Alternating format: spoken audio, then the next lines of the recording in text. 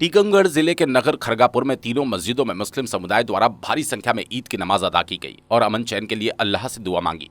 नमाज अदा करते वक्त थाना प्रभारी मैना पटेल अपने बल के साथ उपस्थित देखे गए। लोग एक दूसरे के गले मिलकर एक दूसरे को ईद की मुबारकबाद देते दिखाई दिए।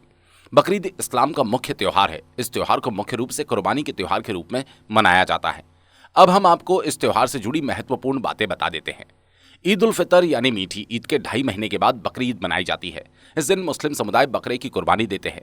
ऐसे में मन में विचार आना स्वाभाविक है कि आखिर बकरे की कुर्बानी ही क्यों। ऐसा बताया जाता है कि कुर्बानी अन्य जानवरों की भी दी जा सकती है, लेकिन बकरे की कुर्बानी का अलग महत्व है। इस्लामिक मान्यताओं के अनुसार हजरत इब्राहिम को अल्लाह का पैगंबर बताया जाता है। इब्राहिम उम्र भर दुनिया की भलाई में जुटे रहे। उनका जीवन जनसेवा और समाज सेवा में ही बीता, लेकिन करीब 90 साल की उम्र तक उन्हें कोई संतान की प्राप्ति नहीं हुई। उन्होंने खुदा से इबादत की थी और उन्हें चांद सा बेटा इस्माइल मिला। कुछ समय बाद हजरत इब्राहिम को सपने में आदेश हुआ कि खुदा की रात में कुर्बानी दो। उन्होंने पहले ऊंट की कुर्बानी दी। उन्हें फिर से सपना आया कि उन्हें सबसे प्यारी चीज को कुर्बान कर दो। इब्राहिम ने सभी जानवर कुर्बान कर दिए। फिर उन्हें सपना आया कि सबसे प्यारी चीज कुर्बान करने का आदेश हुआ है। अपने प्रिय जानवर को कुर्बान करने के बाद अल्लाह पर भरोसा रखते हुए इब्राहिम ने अपने बेटे इस्माइल को कुर्बान करने के लिए निर्णय लिया और अपनी पत्नी से बेटे को नहलाकर तैयार करने को कहा।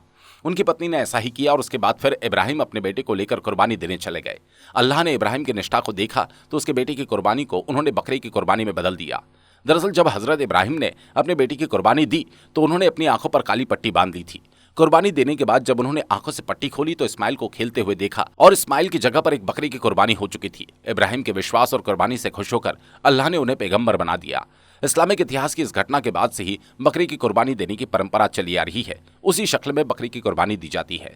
ग्लोबल इंडिया टीवी न्यूज के लिए संवाददाता हरिशंकर जड़िया की रिपोर्ट। आज जो नमाज अदा की गई तो इसमें आपने क्या दुआ मांगी? मैं दुआ मांगी, परवरदिगार आलम हमारे मुल्क में अमन और शांति का माहौल पैदा फरमा।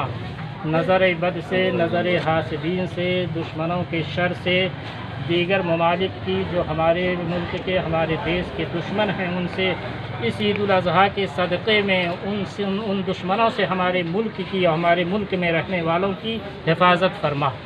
इसमें कुर्बानी का क्या महत्व है?